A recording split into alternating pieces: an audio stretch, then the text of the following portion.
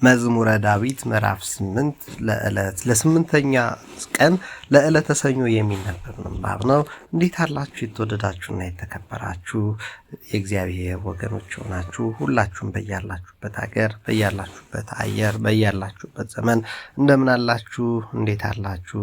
እግዚአብሔር በጎን ሁሉ እንዲያደርግላችሁ እመኛለሁ። ለዛሬ መዝሙረ ዳዊት ምዕራፍ 8 ከቁጥር 1 ጀምሮ አጭር ቁጥር ነው እስከ ቁጥር 9 ያለውን በግዕዝ እያነበብኩ በአማርኛ ትርጉሙን ለመተርጎም እሞክራለሁ። እግዚኦ እግዚእነ ጥቀ ተሰብሐ ስምከ በኩሉ ምድር፣ አቤቱ ስምህ በምድር ሁሉ ተመሰገነ። እስመ ተለዓለ እበየ ስብሐቲከ መልዕልተ ሰማያት፣ ክብርህ ከክብር ሁሉ በላይ ከፍ ከፍ አለ። እምአፈ ደቂቅ ወሕፃናት አስተዳሎከ ስብሐተ፣ ከሕፃናትና ከሚጠፉ ልጆች አፍ ምስጋናን አዘጋጀ። በእንተ ጸላኢ ያለ ስለ ክፎች፣ ከመትንስቶ ለጸላኢ ወለገፋይ፣ ክፎችንና ኃጢአተኞችን ተነሳቸው ዘንድ። እስመ ንሬኢ ሰማያተ ግብረ አጻብዕከ። እዚህ ጋር ግን አንድ መዝሙር ትዝ አለኝ። ስምህ በሁሉ ተመሰገነ፣ ከክብር በላይ ገነነ። አንተን ማመስገን ያስደስተናል፣ ስምን ማክበር ክብራችን ሆኗል። አምላክ ተመስገን በሰማያት፣ ስምህ ይወደስ በፍጥረታት። ከሕፃናት አፍ ምስጋና ይውጣ፣ አንተን ማወደስ ይሁን የኛ ዕጣ። አይገርም? ስምህ በሁሉ መምህር ይልማ ዘማሪ ይልማ ኃይሉ ለካ ምዕራፍ 8 መዝሙረ ዳዊትን የዘመረው። እግዚኦ እግዚእነ ጥቀ ተሰብሐ ስምከ በኩሉ ምድር፣ እስመ ተለዓለ እበየ ስብሐቲከ መልዕልተ ሰማያት። አቤቱ ስምህ በምድር ሁሉ ከፍ ከፍ አለ ተመሰገነ። እምአፈ ደቂቅ ወሕፃናት አስተዳሎከ ስብሐተ፣ ከሕፃናትና ከሚጠቡ ልጆች አፍ ምስጋናን አዘጋጀ። በእንተ ጸላኢ ከመ ትንስቶ ለጸላኢ ወለገፋይ፣ ለክፉዎች ግን አይደለም። እስመ ንሬኢ ሰማያተ ግብረ አጻብዕከ፣ ሰማያት የእጆችን ስራዎች ይናገራሉ። ወርሃ ወከዋክብተ ዘለሊከ ሳረርከ፣ ሌሊትና ቀን ያንተን ክብር ይናገራል። ምንትኑ ውእቱ ሰብእ ከመ ትዝክሮ፣ አቤቱ ታስበው ዘንድ ሰው ምንድን ነው? ወምንትኑ ጓለ እመሕያው ከመ ተሐውጾ፣ ትጎበኘውስ ዘንድ የሰው ልጅ ምንድን ነው? ሕቀ አሕፀስኮ መላእክቲከ፣ ከመላእክት ይልቅ ጥቂት አሳነስከው። ክብረ ወስብሐተ ከለልኮ፣ በክብርና በምስጋና ከለልከው። ወሴምኮ ዲበ ኩሉ ግብረ እደዊከ፣ በእጆች ስራ ሁሉ ላይ ሾምከው። ይህ እኮ ግን በእውነት ወንድሞቼ በጣም እኮ የሚገርም ነው። አሁን ለምሳሌ ዛሬ በጣም ደስ ብሎኛል። በጣም ብዙ ምክንያቶች አሉ። አንደኛው አገልግሎት ላይ ሆኜ ቤተክርስቲያን አካባቢ ሳገለግል በጣም ምን ያህል በጣም ደካማ እንደሆንኩ ለማገልገል እንደማልበቃ እና የምናገለግለው አምላክ ለካ ዝማሬም በል ስብከትም በል መዝሙርም በል ቲክቶክም፣ ዩቲዩብም፣ ፌስቡክም፣ ቴሌግራም፣ ቴሌቪዥን፣ ሬዲዮ፣ ጋዜጣ፣ መዝሙር፣ ስብከት ማንኛውም ለካ ለእግዚአብሔር የሚቀርብ መስዋዕት ነው እና የሚገባ መስዋዕት እያቀረብኩ እንዳልሆነ ስገሰጽ ደስ አለኝ። አቅምን ማወቅ ጥሩ ነዋ። የግድ አቅምን ማወቅ ምናምን ብለን መዘፈን የለብንም። አቅምን ታላቅ ችሎታ ነው የሚለው ዘፈን አለ አይደል? አቅምን ማወቅ ጥሩ ነው። አቅምን አውቆ ለእግዚአብሔር ለካ አቤት እግዚአብሔር እንደው ችሎን ሸፍኖን ከልሎን አቆመን እንጂ ለካ ለእግዚአብሔር የሚመጥን ማንነት የለንም። ስለዚህ በየዘመናችን በየአቅማችን ሰዎች ማድረግ የሚችሉትን የየራሳቸው የድርሻቸውን ይወጡ። እኔ አንተ አንቺ ግን በያለንበት ቦታ ምን እያደረገ ነው? በቃ የተፈጠርነው ልናለቅስ፣ ልናዝን፣ ልንሳቀቅ፣ ልንጨነቅ ኩርምት ጭብጥ ድቅቅ ብለን እንድንኖር አይደለም። እግዚአብሔር አምላክ የፈጠረን ምክንያት አለ። ከሁሉ በላይ ግን ለደስታን የፈጠረን ለምስጋናን የፈጠረን። ባለን እንደሰት፣ በጎደለን እንለምነው፣ የሚያስጨንቀንን እንንገረው። ለዚህ ነው እንጂ እኛ እኮ የተሾምነው በአራዊት ሁሉ ላይ አራዊት ለእኔ ለአንተ ለአንቺን የተፈጠሩት በያለንበት ምድር የተፈጠረው ለእኔ ለአንቺ ነው። ለአውሮፓ፣ አሜሪካ፣ እስያ፣ አረቡ፣ አፍሪካው የተፈጠረው ለኔ ለአንተ ላንቺ ነው። እግዚአብሔር ሰማያትን ለኔና ለአንተ ላንቺን የፈጠረው ይቅርታ፣ ፀሐይ፣ ጨረቃ፣ ከዋክብት ሁሉ ለኔና ለአንተ ላንቺን የተፈጠሩ። ታዲያ ሁሉ ለኛ ተፈጥሮልን ምንድን ነው ያለው? ወሴምኮ ዲበ ኩሉ ግብረ እደዊከ፣ በእጆችህ ስራ ላይ ሁሉ ሾምከው። ሁሉ ላንተ ነው። ዛሬ ዕለተ ሰኞ አይደል? በቃ ዕለተ ሰኞ ያንተ ነው፣ ያንቺ ነው። ይሄ ቀን ያንተ ያንቺ ነው። ስለዚህ ይህን ቀን ተደስተዋል፣ ተደስተሽ ዋይ፣ አመስግኝ። በጎደለው ብዙ አትጨነቁ፣ ያለውን ተጠቀሙበት። ወኩሉ አግረር ከሎቱ ታሕተ እገሪሁ፣ ከእግሮቹ ሁሉ በታች አስገዛለት እኮ ይላል። አባጋኒ ወኩሉ አለ አባጋኒ ወኩሉ አልህምተ፣ በጎችና ላሞች ሁሉ ዋዲ እንስሳ ዘገዳም፣ የዱር እንስሳት ሁሉ ላንተ ላንቺ ለኔ ናቸው። አዋፈ ሰማይኒ ወአሳተ ባህር፣ የሰማይ ወፎችም ቢሆን የባህር አሶችም ቢሆን ላንተ ላንቺ ለኔ ነው። ወዘኒ የሐውር ውስጥ ፍኖተ ባህር፣ በባህር ውስጥ ያልፋል ይሄዳል ይጓዛል። እግዚኦ እግዚእነ ጥቀ ተሰብሐ ስምከ በሁሉ ምድር፣ አቤቱ ስም በምድር ሁሉ እጅግ አድርጎ ተመሰገነ። ስብሐት ለአብ ወወልድ ወመንፈስ ቅዱስ ለዓለም ወለዓለመ ዓለም አሜን ይላል። ምስጋና ለአብ ለወልድ ለመንፈስ ቅዱስ ይላል።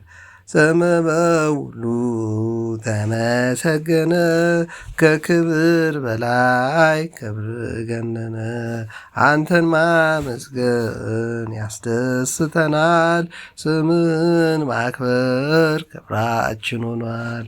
አምላክ ተመስገን በፍጥረታት፣ ስም ይወደስ በፍጥረታት፣ አንተን ማመስገን። ብቻ መዝሙሩ ደስ ይላል። ዘማሪ ይልማ ኃይሉን እግዚአብሔር ዕድሜና በረከት ይስጥልን፣ ዝማሬ መላእክት ያሰማልን። መዝሙረ 8 በእንተ ክርስቶስ ነው የሚለው መዝሙረ ዳዊት ምዕራፍ 8 የ8ኛ ሳምንቴ የሰኞ ዕለተ ንባብ። እንዲህ እያልኩ አንዳንድ መዝሙር በየቀኑ እያሰማኋችሁ እንደ እግዚአብሔር ፈቃድ እንቀጥላለን። ስንክሳር ዘወርኀ ኅዳር 29 ልጨምርላችሁ። በዛሬ ዕለት በኅዳር 29 ምንም እንኳን እናቴና ጓደኛዋ የ40 ምናምን ዓመት ጓደኛዋ የሞቱት ከሞቱ ዛሬ መታሰቢያቸው ነው። 11ኛ ዓመት ዛሬ የሆናቸው እናቴ ወለተ ማርያም እና ጓደኛዋ ተዋቤ ዘለቀ ትባላለች። እናቴ ወይዘሮ ጓደኛዋ ተጥፋኝ አበራሽ ደበላ ትባላለች። አበራሽ ደበላና ተዋቤ ዘለቀ ከ40 ዓመት ጓደኝነት በኋላ ከዜብራ ላይ አንድ የተንቀዠቀዠ ሹፌር ለ50 ብር ሲል ገደላቸው። 4 ዓመት ታስሮ ወጣ። 20 ሺህ ብር ነው ምናምን ወደ 40 ምናምን ሺህ ብር ለካሳ ተሰጠ። አስባችሁታል? ለእናት 20 ምናምን ሺህ ብር ሲሰጥ ምንም አይከስልንም። ዞሮ ዞሮ አንቺ እናት መሆን አለብሽ፣ አንተ አባት መሆን አለብህ። እኔስ ማንን ቆሜ የማንን ጎፈር ያበጥራለሁ? እኔም ማደግ ነው፣ ጺሜ እየተቀየረ ነው። ስለዚህ የእኛ መጠቀም አለመቻል እንጂ እግዚአብሔር ያልሰጠን ነገር የለም። ለዚህ ቀን ያደረሰን አምላካችን እግዚአብሔር የተመሰገነ ይሁን። በኅዳር 29 ቀን የእናቴ ወይዘሮ ተዋቤ ዘለቀና የጓደኛዋ የዘመዳችን የእህቴ ክርስትና እናት ወይዘሮ አበራሽ ደበላ መታሰቢያ ቢሆንም የወለተ ማርያሞች ናቸው ሁለቱን ይመስለኛል። በዚህ ቀን ደግሞ ግን በትክክል በመጽሐፍት የተጻፈላቸው ስንክሳር ዘወርኀ ኅዳር 29 የሚተርካቸው እንዲህ ያሉ አባቶች አሉ። ጫፍጫፉን ነግራችሁና አርኬውን በመግጠም ጨርሳለሁ። ስንክሳር ዘወርኀ ኅዳር 29 አንድ አምላክ በሚሆን በአብ በወልድ በመንፈስ ቅዱስ ስም ኅዳር 29 በዚች ቀን ክብር ይግባውና ጌታችንና መድኃኒታችን ኢየሱስ ክርስቶስ ከእመቤታችን ከቅድስት ድንግል ማርያም ለተወለደበት ልደቱ መታሰቢያ ሆነ። ይቅርታውና ቸርነቱ ከእኛ ጋር ይኖር ለዘላለሙ አሜን። እናቶቻችን የሞቱበት ብቻ ሳይሆን ጌታችን መድኃኒታችን ኢየሱስ ክርስቶስ የተወለደበት የገና ወር ነው። ለካ የሚቀረው ገና ኅዳር 29 መታሰቢያ ነው። አርኬው እንዲህ ይላል። አባ አርከ ስሉስ ይህንን የጌታችን መታሰቢያ በዚህ መልኩ ዘከረው። ሰላም ለልደትከ ከመ ውእቱ ሐረየ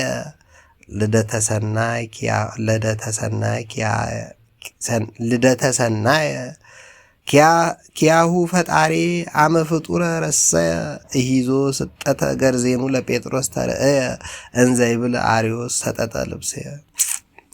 በዚህችም ቀን ለአባቶች ለሊቃነ ጳጳሳት በኅዳር 29 17ኛ የሆነ የተመሰገነና የከበረ የእስክንድርያ ሊቀ ጳጳሳት ጴጥሮስ በሰማዕትነት አረፈ። እርሱም የሰማዕታት መፈጸሚያ በመሆኑ ነው ይላል። ተፍጻሜተ ሰማዕት አባ ቅዱስ ጴጥሮስ የምንለው በሰንበት ትምህርት ቤት ኮርስ የተማርነው ማለት ነው። ይህንን ታሪክ ረጅም ነው ታሪኩ። የአባ ጴጥሮስን ታሪክ ከሰማ በኋላ አባ አርከ ስሉስ ለእግዚአብሔር ምስጋና እኛንም በዚህ አባት ጸሎት በአባ ጴጥሮስ ባረከ ይማረን በረከቱን ከኛ ጋር ትኑር ለዘላለም አሜን። ሰላም ለከ ሰባኪ ሃይማኖት በጥያቄ አምሳለ ጳውሎስ ዘተሰሎንቄ እፀወይን ጴጥሮስ ወፀ ሐዲስ ሄሎቄ አዋፈ ዘሞንሞንቄ አንተ ጸለልከ እምአንቄ እፎኑ ጊዜ ሰርክ አየከ መርቄ ይላል። በዚህችም ዕለት በኅዳር 29 በከሃዲው ንጉሥ በዲዮቅልጥያኖስ ዘመን በሰማዕትነት የሞቱ የ47 አእላፋት መታሰቢያቸው ነው። በረከታቸውም ከኛ ጋር ትኑር ለዘላለሙ አሜን። ለሚለውም አባ አርከ ስሉስ ይህን ገጠመ። ሰላም እብል ለእለ በጽድቅ ተጋደሉ ለዲዮቅልጥያኖስ በመዋዕሉ እስከ ተብጻሞሙ ጴጥሮስ ወስጢፋኖስ ቀዳም የሉ በእንቲአነ ቅድመ አሐዜ ኃይል ይበሉ አድህን ሕዝበከ ወርስትከ እመንሱት ኩሉ። ደሞ ጨመረ። ሰላም ለገብረ መስቀል ሀገሪተ ብርሃን ዘሃለፈ ሰረገላ ልበ ሐኒጾ ወዘህሊና አክናፈ ወከመያሪ በምድር በጽድቁ ትሩፈ እግሩ በእብን ምንተኒ ይተአክፈ ወኢለከፎ ዝናብ በውስተፍና እንዘይጽሕፍ መጽሐፈ እግዚአብሔር አምላክ በተወለድከ ለቤዛ በልማደ ሂሩትከ ስመር ወለምህረትከ በከመ ግዛ ሀሊዮ ምግባሩ ለነፍሱ ሶበይት ያቴክዛ በማየ አምብ ዘአይንቲው አሃዛ ገብርከ ተሐጺቦ ይጻአዱ እማራዛ። አሁን ነፍሳችን ትረዳዋለች እንጂ ከቅኔው እንኳን እጅግ የራቅነን የሰማችሁ የምታውቁት ትረዱታላችሁ። በዚህችም ቀን በኅዳር 29 ለሮሜ ሀገር ሊቀ ጳጳሳት የሆነ የሊቀ ሐዋርያት ጴጥሮስ ደቀ መዝሙሩ ቀለሜንጦስ በሰማዕትነት አረፈ ይላል። ታሪኩ ይተረክልናል። ለታሪኩ ፍጻሜ ደግሞ አባ አርከ ስሉስ ሰላም ለከ ቀለሜንጦስ አቡነ አበ መንፈስነ ከመ ንጽና ዘልፈ ዘትምህርትከ አሚነ ጽሒፎሙ ሐዋርያት ሀደጉ ለነ ምስለ ቀለሜንጦስ እንዘ ይብሉ መልእክተ ፈኖነ ይላል። በኅዳር 29 እንግዲህ እነዚህ አባቶች ይታሰባሉ ማለት ነው። ወርኃዊ በዓላት ደግሞ የፈጣሪያችን የጌታችን የአምላካችን የመድኃኒታችን ኢየሱስ ክርስቶስ ልደት ይታሰብበታል። ቅዱስ ማርቆስ ዘቶርማቅም በዚህ ቀን ይታሰባል። ቅድስት ፍቅርተ ክርስቶስ ኢትዮጵያዊትም በዚህ ኅዳር 29 ትታሰባለች። ቅዱስ ዘርዓ ክርስቶስ፣ ቅድስት አርሴማ ድንግልም በኅዳር 29 ትታሰባለች ማለት ነው። አቤቱ አሕዛብ ወደ ርስት ገቡ፣ የቅድስናህንም መቅደስ አረከሱ፣ ኢየሩሳሌምንም እንደ መደብ አደረጓት፣ የባሪያዎችህንም በድኖች ለሰማይ ወፎች አደረጉ፣ የጻድቃንህንም ሥጋ ለምድር አራዊት፣ ደማቸውንም በኢየሩሳሌም ዙሪያ እንደ ውሃ ፈሰሱ፣ የሚቀብራቸውም አጡ የሚል ጥቅስ አገኘው። እውነት ነው። ዛሬ በኢትዮጵያ ምድር የሚርመጠመጥ በጣም ክፉ ነገር አለ። በምድራችንም ላይ እንደዚሁ። አሁን ክፉ ነገር ግን ክፉ ነው ማለት አይኑር አላለውም። እግዚአብሔር ክፋትን ይኑር ብሏል፣ ፈቅዶለታል። እስከ ጊዜው ድረስ ክፉ ነገር፣ ምቀኝነት፣ ተንኮል፣ ስግብግብነት፣ ሆዳምነት፣ ልክስክስነት እንዲኖር አልከለከለም። እግዚአብሔር መልከስከስንም አልከለከለም። እስከ ጊዜው ድረስ እንክርዳዱ ከስንዴው ጋር እንዲቀመጥ ፈቅዷል። ስለዚህ አሁን እኛ እንክርዳድ ለምን ኖረ? የሚያስለቅስ ሰው፣ የሚገድል፣ የሚያርድ፣ የሚያጠፋ፣ የሚያቃጥል፣ የሚያነድ፣ የሚያበሳጭ፣ የሚሳደብ፣ የሚያጉረመርም፣ የሚረራገም እርኩስ ለምን በዛ አንልም? እርኩስ ላለመሆን ነው ጥረት ማድረግ ያለብን። በያለንበት ሀገር፣ በያለንበት ቦታ፣ በያለንበት አካባቢና መንደር በየምንኖርባቸው አሁን የምትሰሙኝ መቼም በተለያየ ዓለም ላይ ያላችሁ ስለሆነ አረቦች ይኖራሉ፣ ነጮች፣ ፈረንሳዮች፣ እንግሊዞች፣ ጀርመኖች፣ አሜሪካውያን፣ ኡጋንዳውያን ባሉበት ቦታ ስለሆነ የምትኖሩት ወንድም እህቶቼ፣ እናንተ በእስራኤል በሳውዲ የምትኖሩ ወንድም እህቶቼ ለምን ክፋት ኖረ አይባልም። ለምን ጨለማ ኖረ እንላለን አንድም። ጨለማን የፈጠረ እግዚአብሔር እስኪያጠፋው ድረስ ጨለማ ለምን ኖረ ብለን አናደርግም። በጨለማ እንተኛበታለን፣ እናርፍበታለን። እግዚአብሔርን አቤት እግዚአብሔር ስራ ግሩም ነው። በልዑ ለእግዚአብሔር ግሩም ግብርከ እያል እግዚአብሔርን ስራ ድንቅ ነው ግሩም ነው በሉት እያል ጨለማን የፈጠርክ አምላክ በጨለማም ላይ ስልጣን ያለ ጨለማን እስክታስወግደው ድረስ በጨለማህ እናርፋለን፣ በብርሃንህ ደስ እንሰኛለን፣ ስራ እንሰራለን፣ እንበላለን፣ እንጠጣለን፣ እንጨዋወታለን፣ የታመመ ያዘነ የተጨነቀ የተሳቀቀ እናጽናናለን፣ እናግዛለን፣ እንረዳለን እያል እናስባለን ማለት ነው። አዎ በዚህ ቀን ከሚታሰቡት ቅዱሳን ጻድቃን በረከት ረድኤት እግዚአብሔር አምላካችን ለሁላችንም በረከቱን ያድለን። ከቅድስት አርሴማ፣ ከቅዱስ ዘርዓ ክርስቶስ፣ ከቅድስት ፍቅርተ ክርስቶስ፣ ከቅዱስ ማርቆስ ከፈጣሪያችን ከጌታችን ከመድኃኒታችን ከኢየሱስ ክርስቶስ ልደት፣ ከሰማዕታት ከተፍጻሜተ ሰማዕት ቅዱስ ጴጥሮስ፣ ከቅዱስ ቀለሜንጦስ፣ ከቅዱሳን ሰማዕታት ክርስቶስ በረከት ከቅዱሳን ሰማዕታተ ክርስቶስ በረከት ረድኤት አምላካችን እግዚአብሔር ያድለን።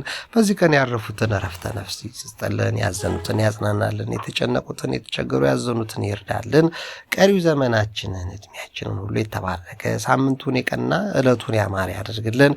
ኑሯችን ሕይወታችን ለምን ክፋት ኖረ የምንልበት ሳይሆን ክፉ ማንሆንበት ወደ ጽድቅ የምናዘነብልበት የየአቅማችንን በጎ ነገር የምንሰራበት እንዲያደርግልን ቅዱስ ፈቃድ ይሆንልን። አምላካችን እግዚአብሔር የሁላችንን መጨረሻ ያሳምርልን። ይመቻችሁ።